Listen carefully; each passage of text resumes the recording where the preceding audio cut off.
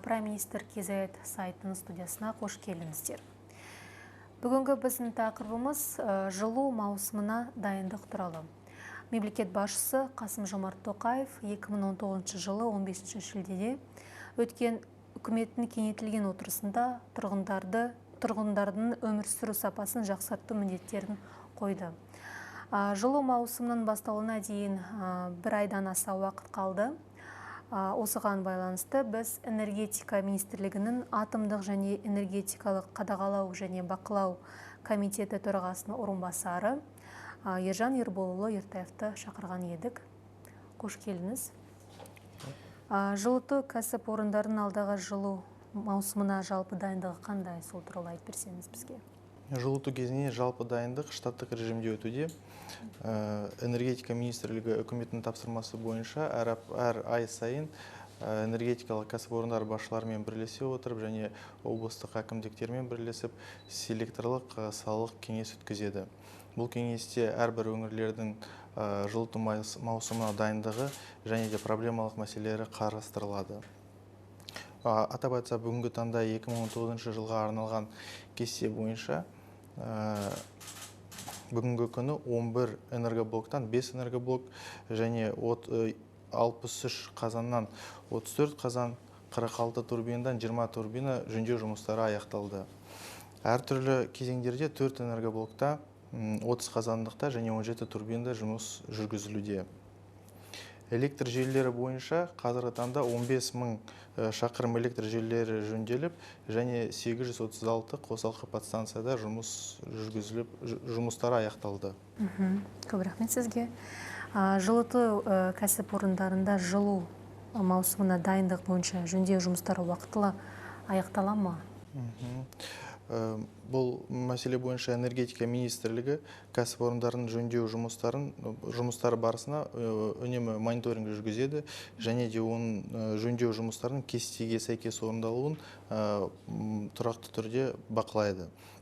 Жалпы еліміздің барлық өңірлерінде жөндеу жұмыстары бекітілген кестеге сәйкес жүргізілуде. Сонымен қатар кейбір өңірлерде қалушылықтар бар. Бірақ бұл қалушылықтар жылу кезеңіне басталуына еш кедергісі болмай уақытылы аяқталатынына сенімдіміз. Рахмет сізге. Ал жылу маусымының басталуына орай жылыту кәсіпорындарда отынмен қамтамасыз етілген бе? Жалпы энергия көздерінің қоймаларында қазіргі таңда 3,7 миллион тонна көмір қоры жинақталған. Және де 103 мың тонна мазут қоры бар. Бүгінгі күні жинақталған отын қоры жылыту кезеңін бастау үшін жеткілікті. Және осы энергетикалық кәсіпорындар отынды келісім шарт бойынша бекітілген кестеге сәйкес сатып алады. Сондықтан отын қоры жеткілікті деп есептейміз.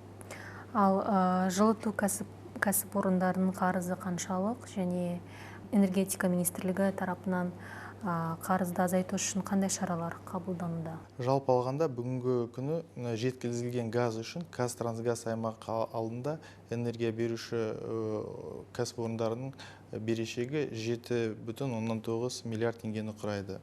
Сондай-ақ Богатырь көмір акционерлік қоғамының алдында жеткізілген көмір үшін Көкшетау жылу мен Севказэнергоның жалпы 527 миллион теңге қаражат берешегі бар. Осы берешекті өтеу үшін екі жақты келісім шарт жасалып, осы келісім шарт бекітілген кестеге сәйкес төлемдер жүргізіледі. Және де осы салалық селекторде энергетика министрі кәсіпорындарының басшыларына және де облыс әкімшіліктеріне бір қатар тапсырмалар берді. Соның ішінде осы берешекті уақытылы бекітілген кестеге сәйкес өтеу жөнінде тапсырды. Және бұл мәселе үнемі энергетика министрлігінің тұрақты бақылауында осы сұрақ. Министрлікте әлеуметтік өндірістік нысандарға әлеуметтік мазутты жеткізу бойынша жағдай қандай? Сол туралы айтып берсеңіз.